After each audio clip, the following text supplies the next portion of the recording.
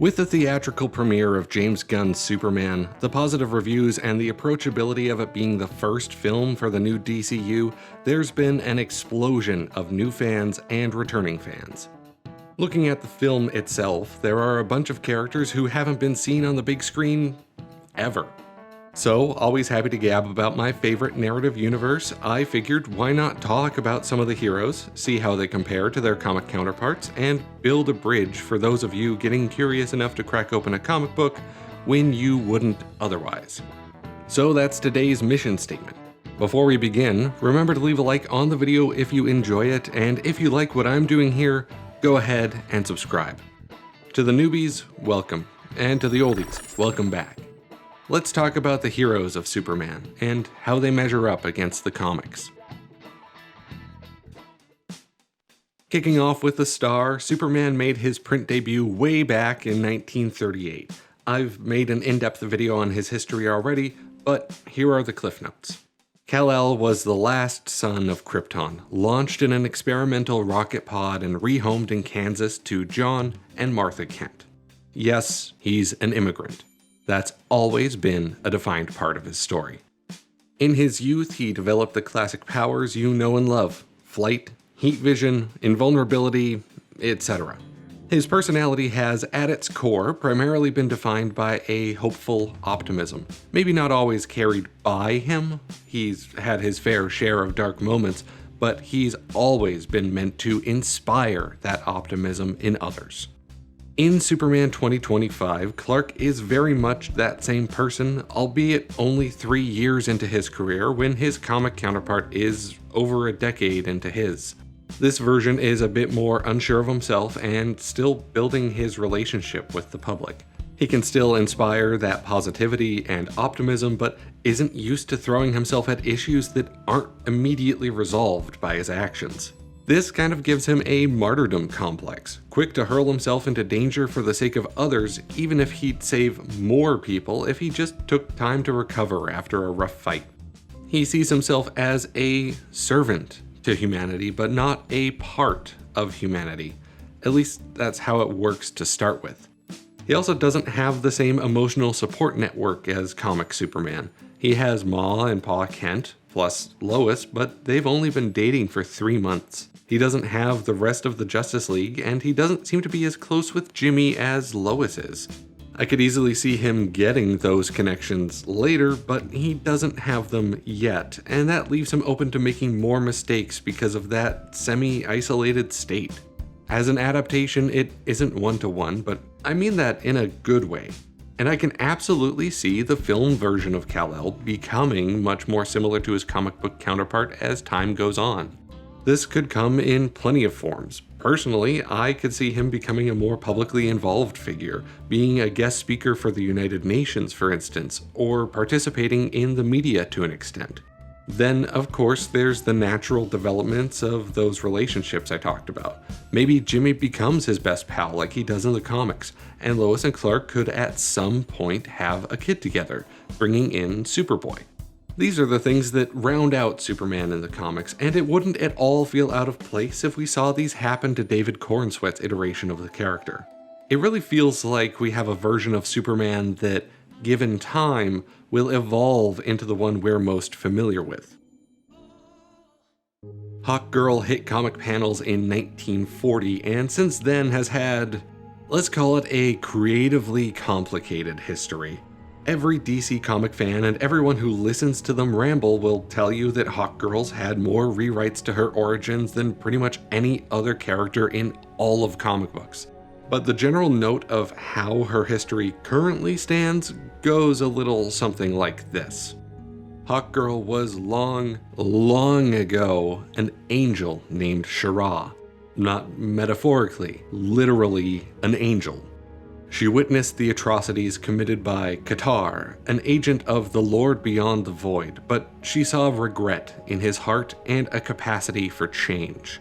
She made herself visible to him and offered salvation. The Big G upstairs wasn't exactly on board, so he placed a curse upon the pair that doubled as something of a challenge. Save as many lives as Qatar took during his servitude.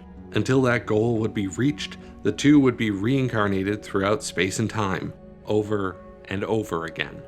The pair's most famous incarnations being Thanagarian warriors. The latest incarnation of Shira is two people at once. It's weird. One of them is Shaera Thal, Thanagarian and spacefaring warrior hero, and the other is Kendra Saunders, human. Kendra, and frankly the last few iterations of Hawkgirl, have been known for their abrasive, brash, and assertive attitude.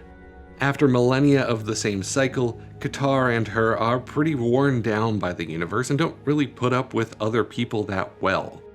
Not always, of course. There are always exceptions to the rules, but they sure aren't the types to pose for selfies with fans. In the film, I'd argue Hawkgirl gets the least amount of screen time out of the heroes, but the personality we see seems to match up pretty one-to-one with her comic iteration. Her personality is aggressive and assertive, but not always. With the Justice Gang themselves, I'd say she's more so just kind of prickly. She's a short-tempered warrior who's more than willing to bash some heads, even messily, but is still ultimately doing it for the right reasons. Not a lot to work with for this one, but she definitely seems to be an accurate adaptation. Metamorpho hit the scene in 1956 with an origin that's been fairly consistent over the decades. Rex Mason was the son of an archaeologist and became one himself after a period spent as a soldier for hire. But both career decisions were made for the same reason: greed. It was at that time that he met Sapphire Stagg, wealthy socialite and daughter of Rex's then boss, Simon Stagg. The two began seeing each other romantically. Her dad didn't approve. He arranged to have his assistant get rid of Rex permanently, but Rex was exposed to a radioactive meteor and became Metamorpho.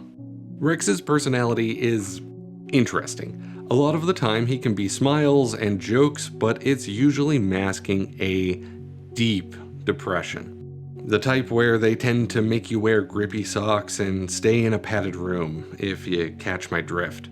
In Superman, Metamorpho is clearly having similar struggles, but it seems to be mostly, if not entirely, due to his concerns over the safety of his child.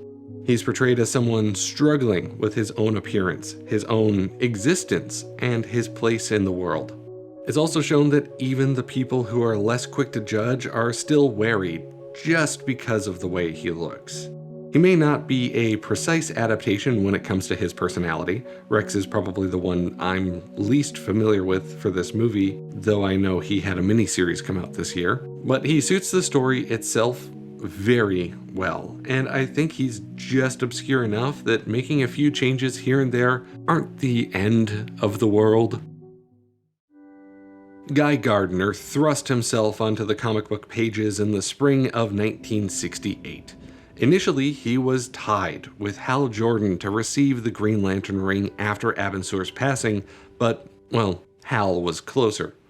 It was later arranged by the Guardians of the Universe that if Hal ever had to leave the sector unprotected, Guy would be the— he just got hit by a bus. Guess that means it's Jon Stewart's turn. Gardner eventually got his mitts on a power ring and became a Green Lantern proper. Well known for a brash, offensive, and immature attitude. Pretty much every hero would rather eat granite than be in a room with Guy Gardner. But deep down, he's a good person who wants to do the right thing, even if he doesn't actually know what the right thing always is. In James Gunn's interpretation of the character, I can see the core still being the same. Funnily enough, he feels toned down for the movie. Some of the more toxic behaviors taking a back seat, likely to be more palatable for a wider audience. But overall, we're still given an entertaining and unique character in the film, though this version of Guy seems more like one of those folks who never emotionally grew past their high school years and is dim-witted to the point of potential detriment. But I'd say that's still Guy adjacent, and it works. Mr. Terrific arrived in the middle of 1997, the second to hold the moniker. The first was Terry Sloan, who enforced a personal policy of fair play. meaning he would never attempt to defeat an enemy using an unfair advantage or a way that could be considered cheating. Terry was a member of the Justice Society of America in the 1940s, and Michael Holt took up the mantle decades later, implementing the same policy. Holt is often referred to as the third smartest man in the world, though it's usually implied in other media that he wrote that list and purposely put Lex Luthor and Bruce Wayne ahead of himself to avoid all the trouble that title would likely incur. He was a hyper genius by the age of 6 and is the quintessential science hero of DC Comics. His pragmatic personality is born not simply of his genius, but of a deep personal tragedy after the senseless loss of his wife and unborn child. Below the surface is a man who's hurting, and deeper still is a man who cares so much that it makes that hurt sting even worse. In Superman, Mr. Terrific is depicted as a very pragmatic hero with little patience for the emotions of others, and he himself acts like he doesn't have them, though this is disproven many times throughout the film. He's absolutely got a beating heart beneath the costume, and he's a pretty solid adaptation of the character, although his emotional reactions are a little more visible than they are in the comics. A negligible difference for who I'd call my favorite character in the movie. I'll take that Mr. Terrific miniseries on HBO whenever you're ready, James. And that's our list. I'd like to give a special thanks to our channel members. If you'd like to become a member and support the channel, that would make you my superhero. If you really enjoyed today's video, hopefully enough to have left a like and subscribed, you'll be happy to know that we also have a deep dive into Superman himself available here. Thanks for sticking with us. I'll see you in the next one, which is going to be an examination on the movie.